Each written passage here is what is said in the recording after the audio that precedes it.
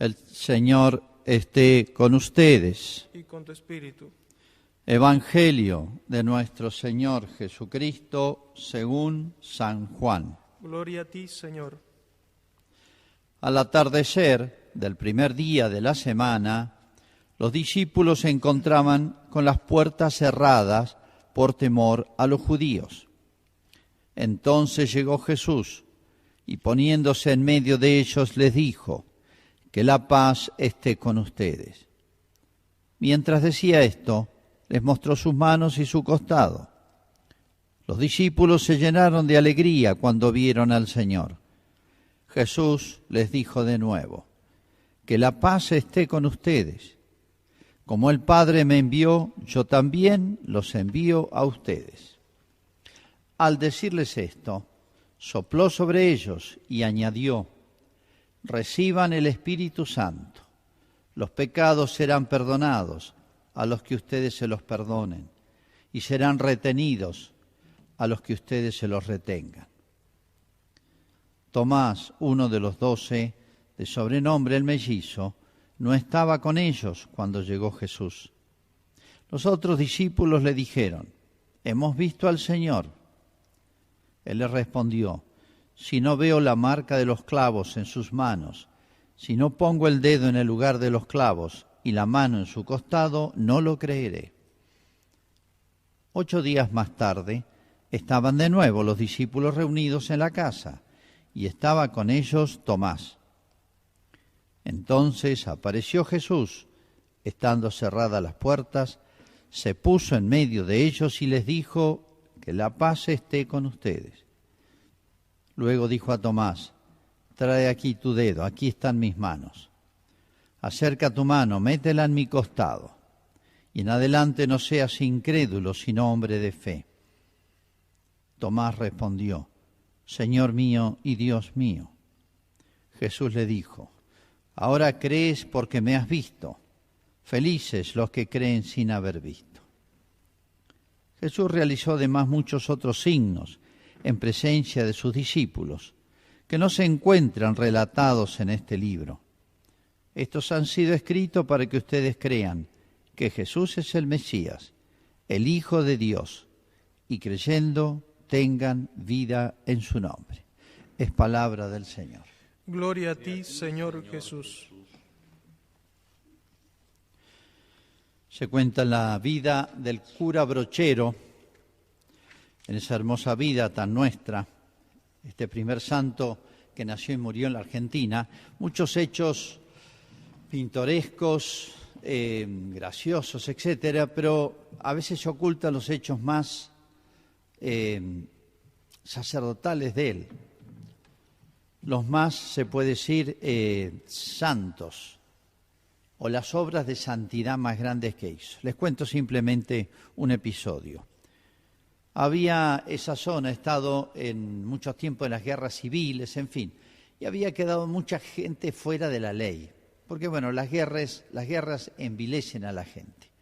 Bueno, la cuestión es que había, en esa zona de mucho monte, se habían quedado, por así decir, fuera de la ley, grupos de hombres sobre todo, de 7, 8, 10, hasta de 100, 50, 200, que el Estado les había puesto penas, incluso pena de muerte, de manera que tenían que vivir en la clandestinidad. Y se dedicaban al saqueo, robaban, así que tenían aterrorizado toda la zona, tomaban, porque vieron en esas situaciones, es una especie de consuelo, y incluso tenían varias muertes en su haber. Había uno de los líderes de ese grupo que se llamaba el Gaucho Seco, famoso, el Gaucho Seco. Ni la policía se le animaba. Un día Brochero agarró su mula, más o menos averiguó por dónde andaba y se fue a verlo. Al llegar, dice que el hombre llegó a caballo, el mular, y el hombre estaba tirado en el recado. Estaba alojado ahí en el monte, en un lugar, un escondite. Y lo recibió medio enojado. ¿Y usted quién es? ¿Qué quiere acá? Dicen que sacó el cuchillo incluso, como a la defensiva. Y no le invitó a que se bajara. Nosotros sabemos cómo En nuestras zonas de campo, decir bájese es invitarlo a que pase a la casa. Es lo mismo que decirle, usted es bien recibido. No le dijo nada. El cura Brochero lo insultó, ¿no? Al cura Brochero. Cura no sé cuánto, no se registra las malas palabras que le dijo, pero bueno, le dijo de todo. Pero al final le dice, bájese, convídenme unos mates, le dijo el cura.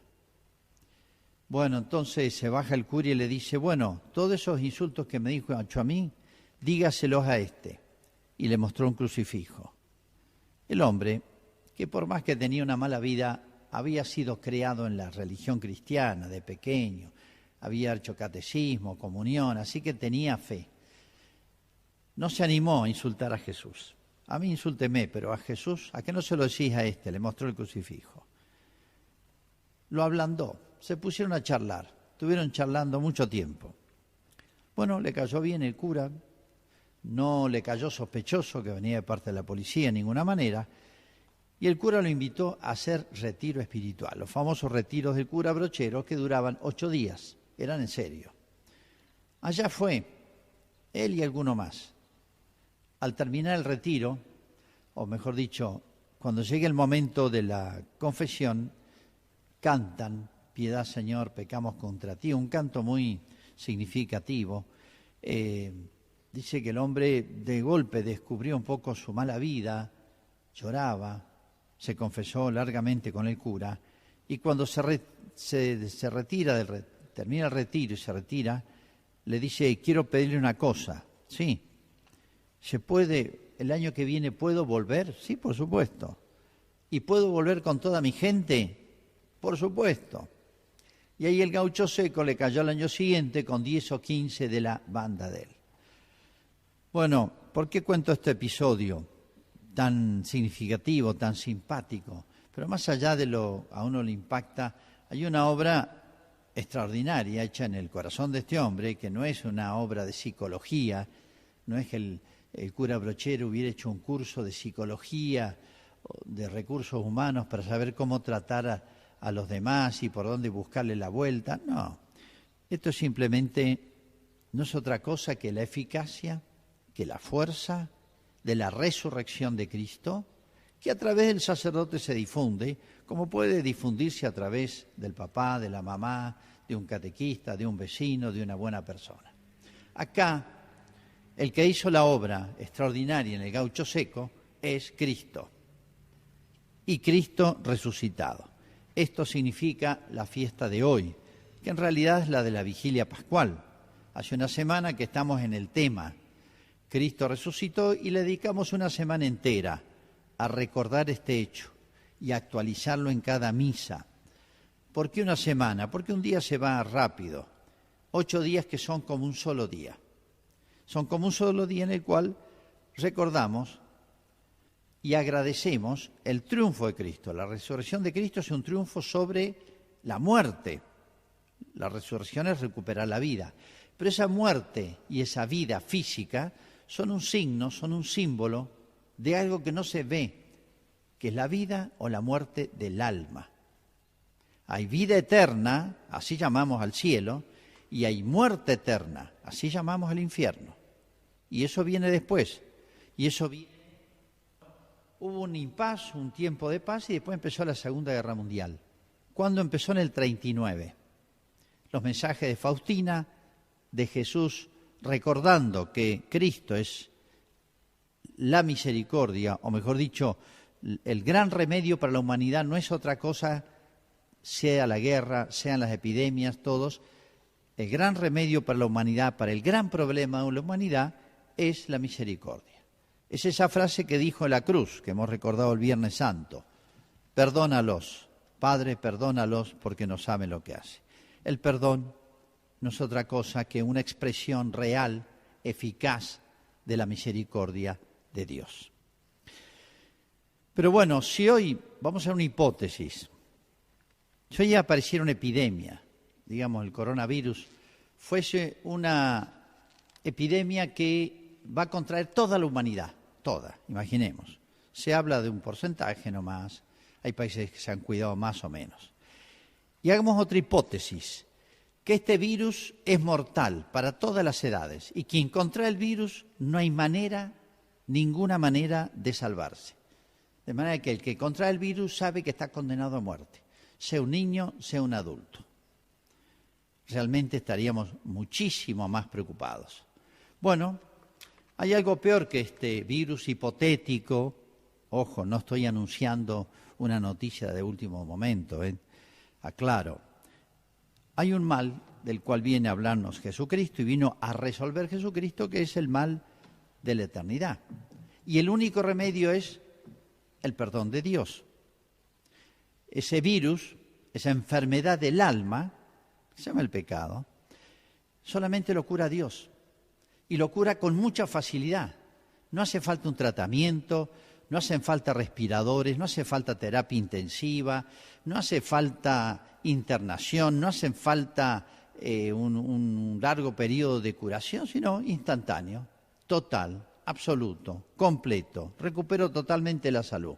Se llama el perdón de Dios. Y ese perdón de Dios tiene fuerza, tiene eficacia, realmente cura, purifica, limpia el alma, la deja. Lávame, Señor, como decía David en el Salmo 50, y quedaré limpio, quedaré más blanco que la nieve. Así que es algo absolutamente superior, este remedio a este mal tan grande, que si encontráramos todos los remedios a todas las enfermedades del mundo y a esa hipotética epidemia que podría hacer estragos en la humanidad y que puede aparecer. Si no nos damos cuenta de este mal, no nos damos cuenta de lo que es la misericordia de Dios. Si yo no estoy enfermo y no existiera una enfermedad grave, a mí las noticias sobre los adelantos de la medicina en distintos campos no me interesaría. No es un tema, mi tema, no me interesa, porque yo no la necesito. Pero si estoy enfermo y grave, ahí me preocupa. Si hay remedios, si hay tratamiento, si hay médicos, si hay estructura sanitaria para mi problema. Bueno, estoy hablando de un problema de toda la humanidad. Y estoy hablando del problema más serio de la humanidad. Y estoy hablando del problema del que menos se ocupa la humanidad. Digo, problema más grave, porque me dirán algunos, pero padre, siempre el ser humano ha tenido defectos, ha cometido pecados, etcétera. Bueno, antes de que viniera Cristo, o en los países que no conocieron a Cristo, bueno, serán juzgados más levemente.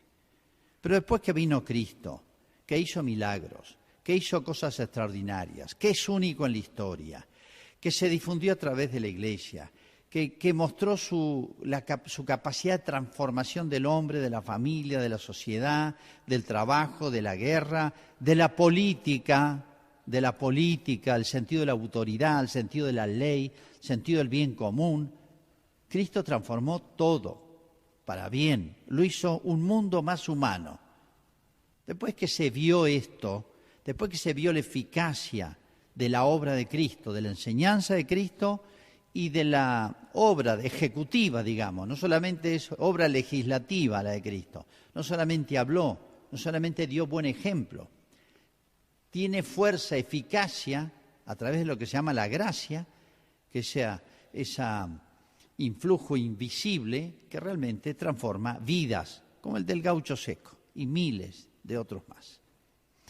Bueno, pero hoy han tomado un cariz especial los males, porque ya no son los pecados, por así decir, de debilidad o individuales, han existido siempre. Hoy los pecados se han hecho de las naciones y se han globalizado. Es como si todos los países estuvieran en lo mismo y no hay quien ponga freno. No se escuchan voces, o al menos no le dan micrófono a las voces más lúcidas, más sabias, más santas, más sensatas, para decir, atenti, hay un problema más grave que el coronavirus, gravísimo, muchísimo más grave, y no nos preocupa, y eso es lo peor. No hay peor enfermo que el que ignora su enfermedad, porque entonces no va a buscar el tratamiento, no va a valorar la medicina ni el médico. Bueno, yo justamente quería hablar no con mis palabras, sino con las palabras de Dios. Están dicho de mil maneras en la Escritura. Pero hay dos manifestaciones indiscutibles no son esas revelaciones privadas que, bueno, no sabemos todavía si son de Dios o no. Una es Fátima, no hace falta presentación, y es un texto muy conocido que es la tercera parte del secreto de Fátima. Esto es lo que Dios nos manda a decir a través de la Virgen y se lo mostró a los chicos. Textualmente lo que reveló Lucía y dio a conocer el Papa Juan Pablo II. Dice, después de las dos primeras partes, el famoso Revelación, vimos al lado izquierdo de Nuestra Señora, un poco más en lo alto, a un ángel con una espada de fuego en la mano izquierda. Centellando emitía llamas que parecían que iban a incendiar el mundo. El ángel significa la justicia de Dios. Y la espada de fuego significa que la justicia de Dios va a ser un golpe de espada, un tajo, un castigo. Dice, centellando, emitía llamas que parecían que iban a incendiar el mundo, pero se apagaban al contacto con el esplendor que Nuestra Señora irradiaba con su mano derecha dirigida hacia él, o sea, la Virgen lo para. El ángel, señalando la tierra con su mano derecha, dijo con fuerte voz, como una voz de trueno, como suele describirse en la Escritura, le gritó al mundo, penitencia, penitencia, penitencia. El ángel sabe, la tiene clara, cuál es el problema central de la humanidad. No dice coronavirus, coronavirus, coronavirus, pestes, pandemia, etcétera. Dice penitencia, penitencia, penitencia. Este es el protocolo para este mal. Y vimos, sigo con el texto de Lucía, y vimos en una inmensa luz que es Dios, algo semejante a como se ven las personas en un espejo cuando pasan ante él. ¿Qué vieron? Dice, a un obispo vestido de blanco, y hemos tenido el presentimiento de que fuera el Santo Padre. También otros obispos, sacerdotes, religiosos y religiosas subieron una montaña empinada, en cuya cumbre había una gran cruz de madera, como si fueran de alcornoque con la corteza.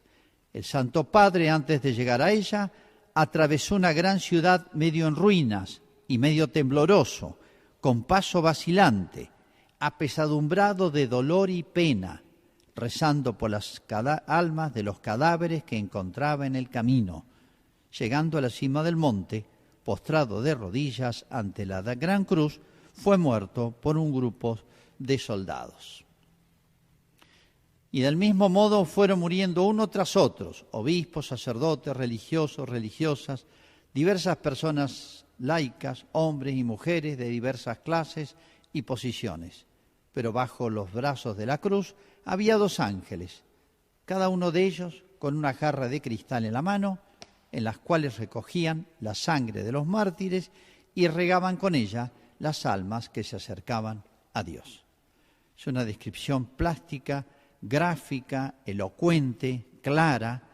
Es un cuadro tremendo, tremendo. El primer cuadro, entonces, es lo que pasa en el cielo. O sea, el ángel que es ejecutor de la justicia de Dios, dice, el mundo, Dios está enojado. La cólera divina, la ira de Dios. Habla muchísimo la Escritura de eso. Sobre todo cuando los pecados se hacen públicos y se hacen pecados de las naciones. Cuando se puede decir la dirigencia política, la clase dirigente de una sociedad es la que promueve, legitima, promueve el mal. Llaman pecados de las naciones. Y ahí es cuando vienen los castigos sociales, de los cuales voy a hablar en otra oportunidad porque hay que explicarlo bien, cuando los pecados son públicos y de las naciones, no son de un individuo u otro. Cuando se legitima el mal, al mal se lo llama bien y al bien se lo llama mal. A lo justo se llama injusto y viceversa. Así ve Dios el mundo. Les voy a leer otro texto de Faustina Kowalska, de 30 a 40 años después. De nuevo, una revelación legitimada, confirmada con la autoridad papal. Algunos textos. Faustina dice, ve un ángel que era el ejecutor de la cólera de Dios. Tenía una túnica clara y el rostro resplandeciente. una nube bajo sus pies, y de la nube salían rayos y relámpagos que iban a sus manos, y de sus manos salían y alcanzaban la tierra. Qué parecido las dos imágenes. Bueno, continúa. He visto, dice Faustina Kowalska, al Señor Jesús como Rey en gran majestad, en su grandeza, ¿no? Quien miraba hacia nuestra tierra con la mirada severa, pero por la súplica de su madre ha prolongado el tiempo de la misericordia. Por la súplica de su madre ha prolongado el tiempo de la misericordia. Si Dios, como tanto reclamamos, fuera justo, hiciera justicia, pobre de nosotros. Menos mal que Dios es misericordioso, el tiempo de la misericordia. Sabemos lo que significa eso. Sigue en otro texto. Por la noche vi a la Santísima Virgen con el pecho descubierto, traspasado por una espada. Lloraba, lágrimas ardientes, y nos protegía de un tremendo castigo de Dios. Dios quiere infligirnos un terrible castigo, pero no puede, porque la Santísima Virgen nos está protegiendo. Texto no mío, si no dirían a este cura, es muy duro,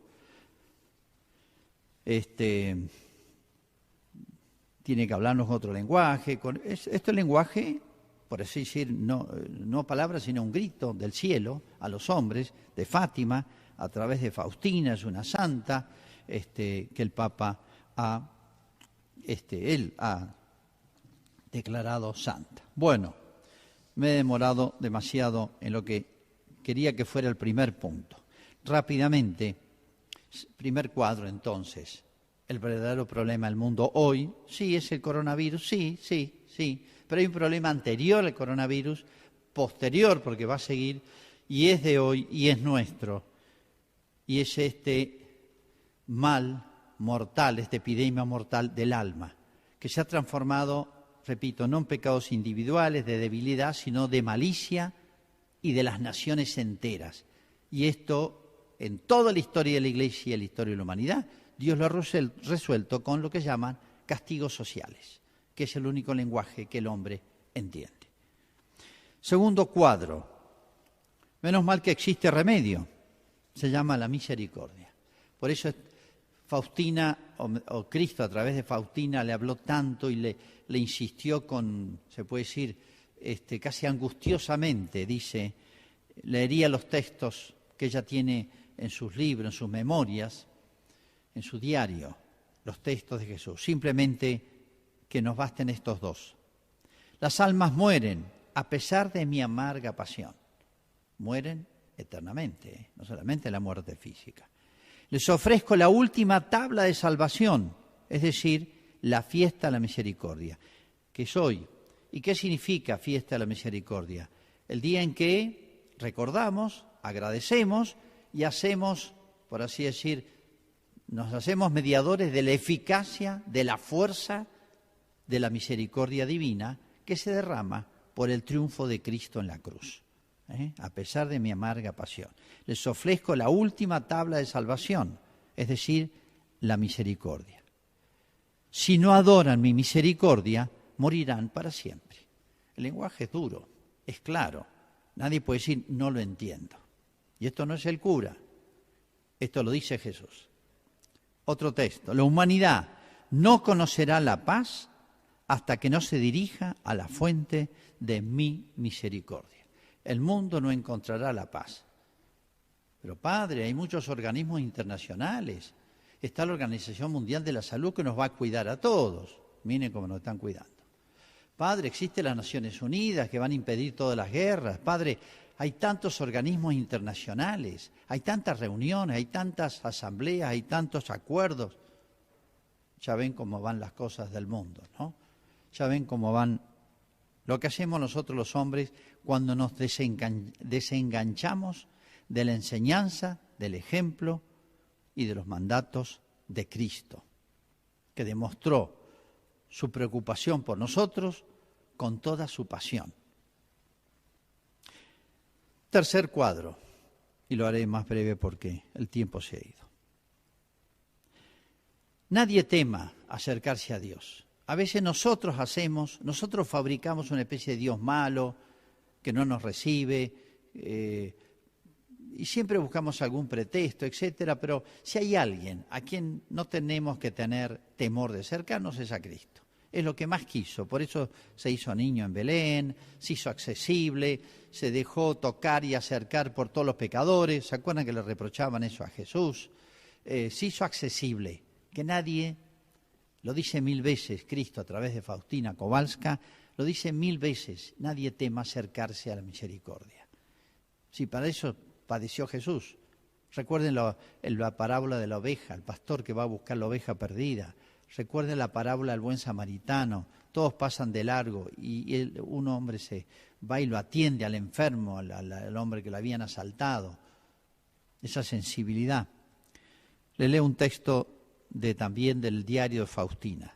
Deseo que la fiesta de la misericordia sea un refugio y amparo para la humanidad. Diría en estos momentos de tanta preocupación especialmente. Refugio y amparo para todas las almas, especialmente para los pobres pecadores. Pobres pecadores, siempre se dijo así. El pecador, aunque sea exitoso, triunfante, este tipo es un perverso, es un malvado. Sin embargo, tiene salud, plata, no tiene problemas. Es un pobre pecador, es un pobre tipo, aunque sea esos gigantes que la gente ve de lejos con admiración, Soros, Rockefeller, etcétera, los grandes del mundo, los que viajan por todos lados, los que parecen no tener problemas, pobres pecadores. Que ningún alma tema acercarse a mí, aunque sus pecados sean rojos como la escarlata. A nadie le tiene asco Jesús. Esto que lo sepan. A través de su iglesia, sea como sea el cura, Jesús sigue derramando por todo el mundo, por todos los tiempos, para todos. No hace falta sacar turno ni por internet, no hace falta hacer cola, no hace falta tener plata, no hace falta tener contacto, no hace falta ser amigo del cura, no hace falta nada, hace falta buenas disposiciones del alma y el camino ya está hecho. Y yo puedo tratar mano a mano, personalmente, con Jesús. Nada más y nada menos que con Jesús. Termino con este texto de Juan Pablo II, en sus memorias, donde él cuenta muchas cosas más íntimas. Él vivió en carne propia los tremendos males de la Segunda Guerra Mundial en Polonia, invadida primero por los alemanes y después por los comunistas, donde vivió casi toda su vida. Texto de Juan Pablo II, el que escribió su primera encíclica que se llama Dives in Misericordia, ricos en misericordia, inspirado en Faustina Kowalska. Es como si Cristo hubiera querido revelar que el límite impuesto al mal, el mal que él vivió y experimentó, ¿no?, de las guerras, cuyo causante y víctima resulta ser el hombre, es en definitiva la divina misericordia. Reflexiona el Papa por qué justo en los años previos a la Segunda Guerra Mundial fueron las revelaciones. Las revelaciones de Sor Faustina, centradas en el misterio de la divina misericordia, se refieren al período precedente a la Segunda Guerra Mundial. Continuó el Papa. Precisamente el tiempo en que surgieron y se desarrollaron esas ideologías del mal, que es lo que hoy domina el mundo, y son los pecados de las naciones, como el nazismo y el comunismo. Sor Faustina se convirtió en pregonera del mensaje, según el cual la única verdadera capaz de contrarrestar el mal de estas ideologías es que Dios es misericordia, la verdad del Cristo misericordioso. Ojalá que entendamos esta visión de Dios a través de los chicos de Fátima, a través de Faustina Kowalska, quien sea, pero es Dios que habla al modo como hablaban los profetas en el Antiguo Testamento. Y valoremos, que nos demos cuenta del mal en que estamos metidos, cada uno, y valoremos lo que significa la resurrección de Cristo, la eficacia de su pasión, como no se agotó en los tiempos pasados y llegó al siglo XX y XXI y está a mano al lado de nosotros, y es Cristo resucitado. Hagamos ahora nuestra profesión de fe. Creo en Dios, Padre Todopoderoso,